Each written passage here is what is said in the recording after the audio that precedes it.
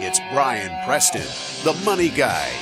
A bear market is when the market loses 20%. Okay. And a bear market is just a continuation of a good performance over an extended period of time. And what I thought was interesting is this once again goes all the way to 1926 to the end of 2017. And listen to these stats. And by the way, if you look at the visual on this, you're going to notice there's a lot of blue. It happens because we tell people all the time, anecdotally, it's about every 2 out of every 10 years, you're having downturns. And you'll look at this data and kind of see the same thing. I'm going to stop you right there. If you're someone who's listening to this and you're on the treadmill or you're on the lawnmower, while you're cutting your grass this time of year, I don't understand. But if you're doing something and you're not looking at this, live in Florida. Stop right now. Look on your iPod or your phone or whatever you're listening to. Make a timestamp. Go out to YouTube and look at this chart because I think of all the charts we have, this to me was the one that was the most amazing. This is the one that grabbed you. Oh, man, you didn't tell me that. It was eye-opening. It is eye-opening when you look at the Bulls versus the Bears, the frequency, the consistency, and then the girth, if I can use that word, of these bull markets is unbelievable. So if you're someone listening, go look at this chart because it really is that powerful.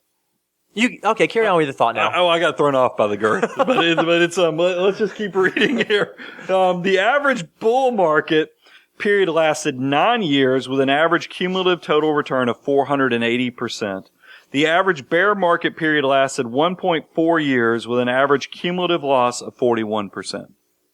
Unbelievable. And again, visually, if you just look at these things stacked up against each other, it is ice cubes versus icebergs. And this isn't on the show notes, but it's one of those things where I hear these numbers and I'm such an analytical person. I'm like, well, how could anybody get away from this? I mean, how do we fail at this? How do we not all become Warren Buffett's where we buy low and then just let the money ride?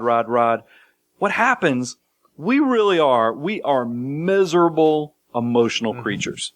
I mean, and I think what happens is we look at this data and it empowers us. We're like, sure. But then when you're in the moment of a 2008 or a moment of 2015 where international stuff's going on, you start thinking, and I've already kind of alluded to it earlier in today's show, it's a new paradigm. That's right. You're like, oh, well, maybe, I know we have 100 years of history, but this might be different. The internet wasn't around 100 years ago. Everybody always does that. And we have discussions. We have a lot. The cool thing about working here at Abound, Bo, and you know it, is that we have a lot of discussions. That's right. They're not debates, but we definitely are bouncing ideas. And I will have associates from time to time and say, you sure this isn't a brand new paradigm? And I just become a cynical old guy as I've heard paradigms thrown out so many times that I kind of chuckle. Yeah. I mean, because I just don't.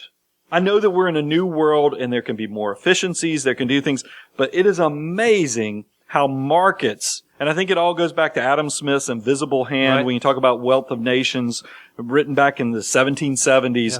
I mean, there really is an amazing thing about business, market cycles, emotions, and how they all interact with each other. So, definitely pay attention to your emotional side. And we've done complete shows talking about that, but this bull versus bear is some pretty powerful stuff. Absolutely. So I love that more people going out to YouTube is a good thing. Mm-hmm. So definitely take Bo up on that.